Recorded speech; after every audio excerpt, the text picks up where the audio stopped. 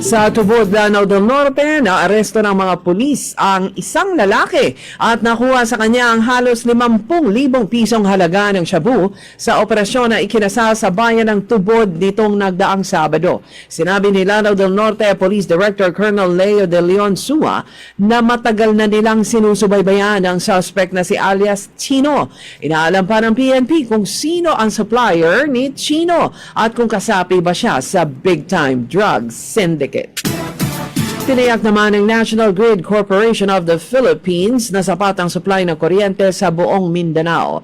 Para ngayong araw, April 6, sinabi ng NGCP na mayroong 3,393 megawatt ang generating capacity ng Mindanao, 2,540 megawatts ang peak demand at operating margin na 853 megawatts.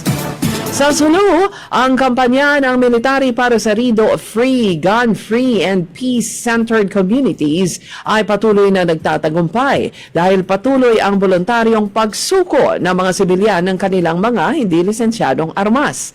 Mula January 1 hanggang noong Sabado, April 4, nasa 75 iba't ibang uri ng baril na ang isinuko sa buong lalawigan ng Sulu sa ilalim ng kampanya ng Army. Umaasa naman ang pamunuan ng 1102nd Infantry Brigade na marami pang sibilyan ang magsusuko na din ng kanilang mga armas. Sa Davao City, mahigpit na pinamulaanan ng Davao City Police Office na may search warrant silang hawak para kay 1st District Congressman Paulo Duterte at isisilbi sana nitong Semana Santa sa bahay ng kongresista sa Sitio San Pedro, Catalunan Grande.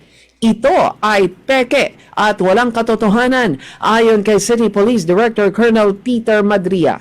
Noong April 1, nagtipon ang mga supporter ni Congressman Duterte sa bahay nito sa harap ng report na hahalugugin ng mga pulis ang kanyang tahanan.